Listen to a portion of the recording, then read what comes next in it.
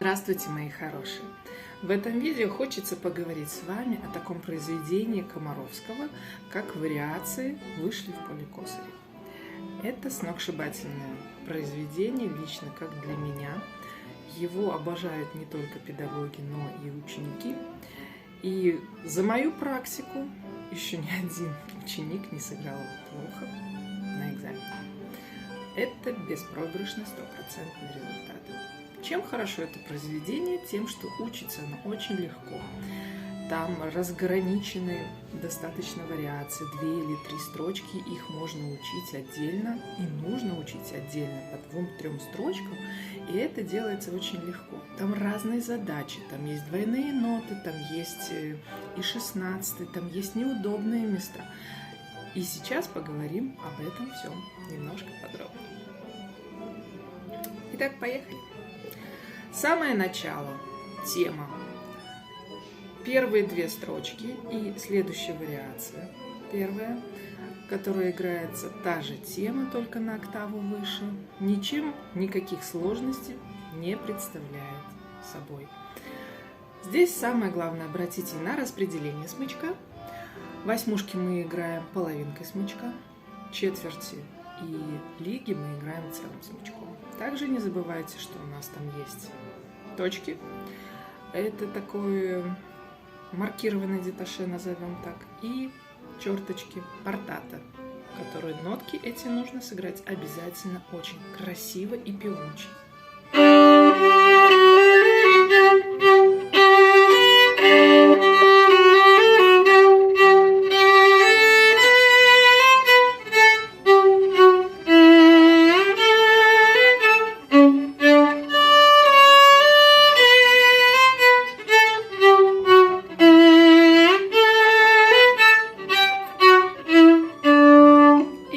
Первая вариация.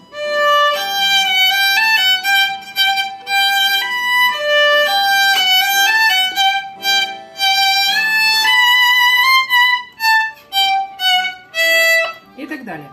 В начале она очень певучая, все лиги нужно играть красивым звуком, не отрывистым, соединять все нотки. Но когда появляется у нас деташе, маркированное, да, точечки вот эти, марката, мартле, кто как хотите называйте, суть остается у нас одна и та же.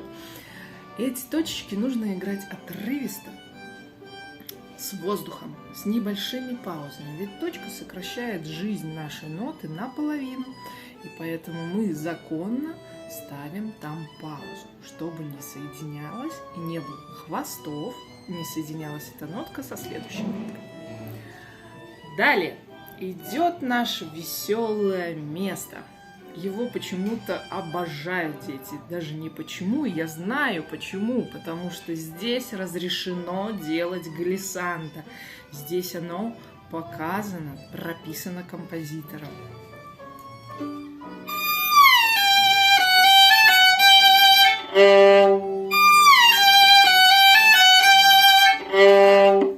Не забываем, что переход в этом глиссандо мы делаем на 4-м пальчике, чтобы это было красивое мяу, красивая дорога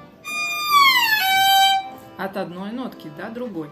Если вы будете делать переход на 2-м пальчике, то есть на том пальчике, на котором вы должны приехать, ваш переход не получится с глиссандо. К сожалению, так оно и есть. Это будет скачок, а нам нужно глиссандо, поэтому едем мы на последнем пальчике, на котором остановились перед переходом. Наша волшебная глиссандо и также смена, быстрая смена струн.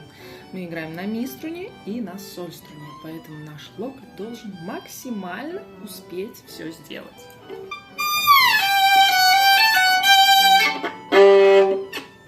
И сразу вернулись назад. Вот это быстрое движение, там, все, и локоть уже готов играть на ми струне. Он заранее должен продумать свою работу, свой путь, поэтому обращайте на это внимание. Далее, 16-е. Эти 16-е не совсем удобные. Чем они неудобны? Тем, что смена струн есть, Не забываем, что локоть наш должен находиться как можно ниже. Я предпочитаю струну ми, чтобы он находился на ми струне, а доставали вы только кистью и предплечьем ля струну. Далее, все это быстрое место должно играться в середине смычка. Если вы начнете махать всем смычком, вы не сможете справиться с темпом, и будет это очень неряшливо по звуку и неинтересно. Поэтому смотрите, наблюдайте и старайтесь.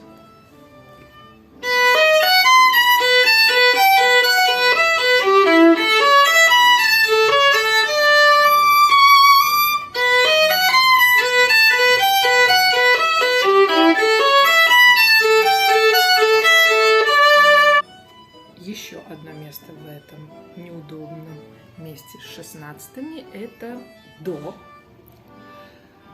на ми струне, которую мы должны достать 4-м пальчиком. Смотрите, пальчик не обязательно делать круглым. В этом месте даже рекомендуется ставить его прямым, для того, чтобы вы достали все то, что написал композитор, не меняя позиции.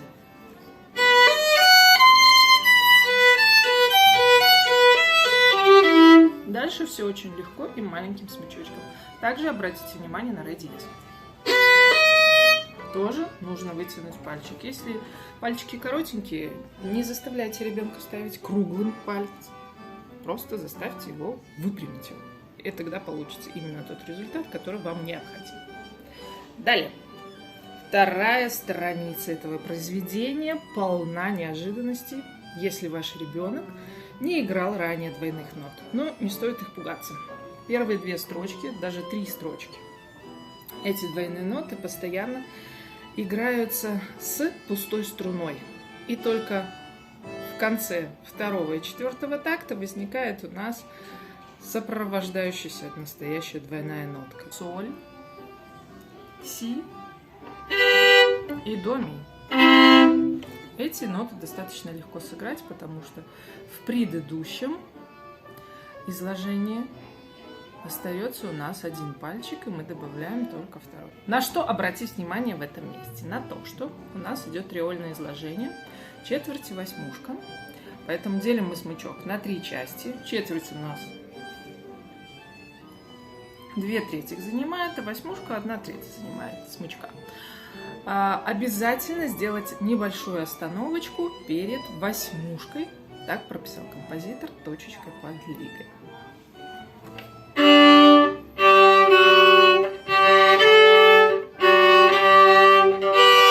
Вот эта двойная нота, которая неудобная, может быть, будет, но вы до этого играли соль 3-м пальцем, а си вам нужно только доставить.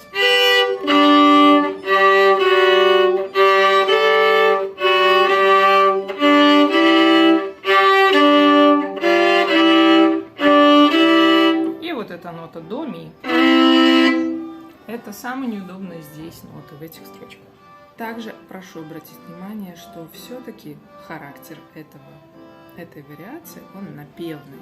То, что мы делаем остановку перед восьмушкой, это не значит, что мы должны резко обращаться со всеми нотами. Нет, мы соблюдаем лигу и певучесть этого кусочка, но делаем остановочку перед восьмушкой.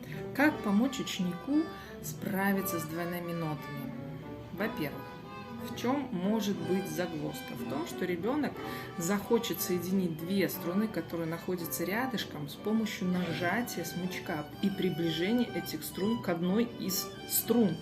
Этого не стоит делать. Вам нужно обратить внимание его, что сначала на пустых струнах вы играете тем количеством смычка и в том ритме, в котором прописано в произведении, но только на пустых струнах, для того, чтобы он сообразил, в какой плоскости ему нужно вести правую руку, а потом добавляете левую.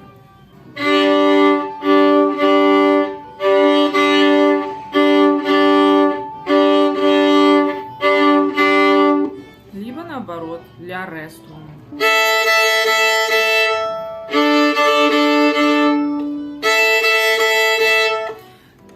Дальше. 3-я строчка на 2-й страничке. тоже достаточно простой кусок, потому что мелодия повторяется с первых двух строчек. И здесь уже непосредственно движение восьмушками, триольными восьмушками. Его надо играть широко и певуче.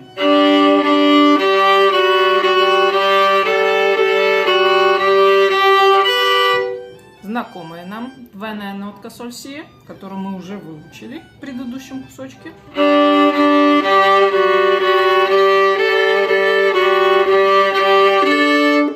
И мы подходим к самому интересному месту.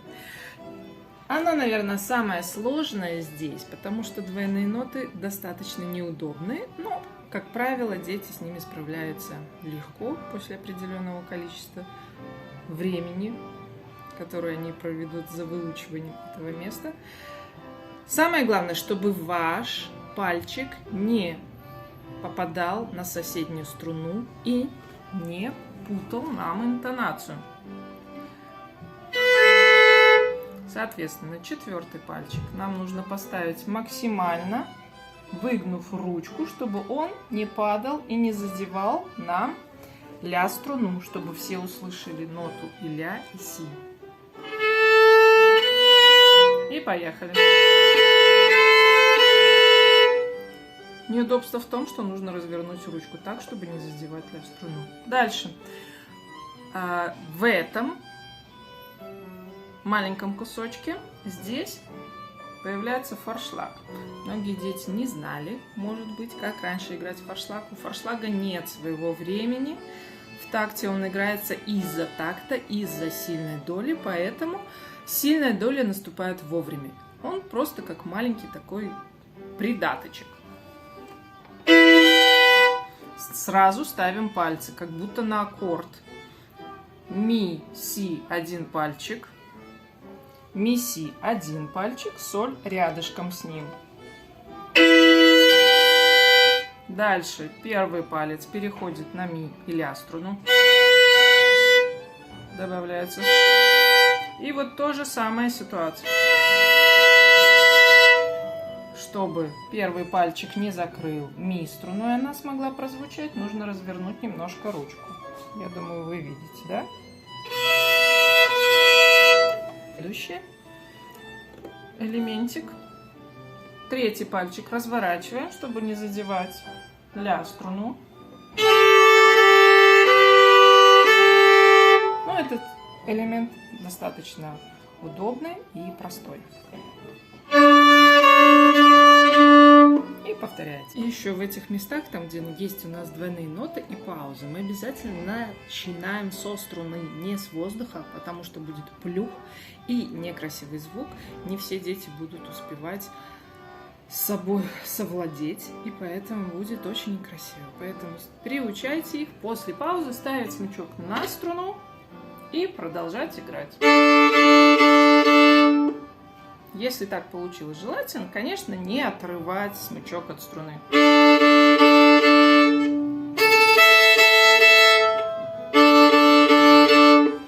Но если ваши ученики уже профессионалы, они могут позволить себе оторвать смычок от струны, поставить его аккуратно и продолжить игру этого произведения.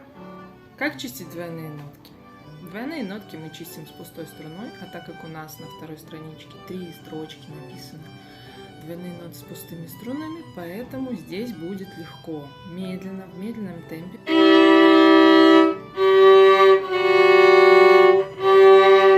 Да, и прислушиваемся. Но что касается нашей четвертой строчечки, где неудобная очень аппликатура, не то что даже аппликатура, постановка пальцев, здесь я вам предлагаю отталкиваться от стабильной нотки какой-нибудь. Если у вас получается в одном элементе, допустим, стабильно играть верхнюю ноту, отталкивайтесь от нее, стройте от верхней нижнюю. Если у вас получается играть стабильно нижнюю ноту, отталкивайтесь от нее и стройте верхнюю ноту. Да, и также можете проверить, там очень легко проверить. Например, ля си, вы можете ля проверить, четвертый пальчик с пустой струной, а потом добавить си.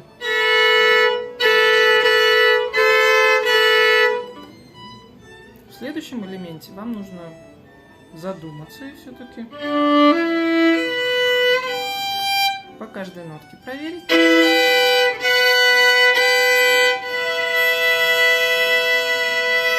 Чтобы слились звуки и не было никакого у нас дребезжания.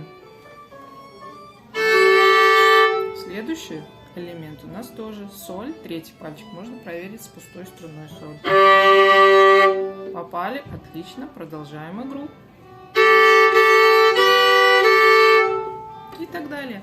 По возможности сравнивайте с пустыми струнами ваши двойные нотки и стройте под эти проверенные уже нотки следующие ноты, и у вас все получится, я уверена.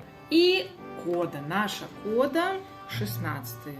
Здесь выбирайте сами. Если ребенок может справиться с темпом и сыграть быстрее, играйте коду быстрее. Если нет, то хотя бы в том же темпе, в котором вы излагали ваши двойные нотки.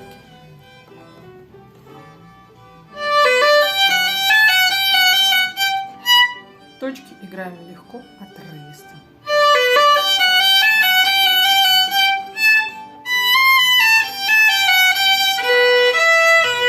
Желательно, я предлагаю, чтобы все лиги мы играли целым смычком. Точки, соответственно, или отдельные восьмушки на половинку смычка. Если вам кажется это не совсем красиво, можете собрать смычочек. Но в принципе, можно справиться с таким распределением смычка. Если не получается, это не страшно. Собирайте смычочек, чтобы он достаточно компактно в середине играл не у колодки. Не в конце смычка мы это будем чесать, а только в серединке, зайцы мои.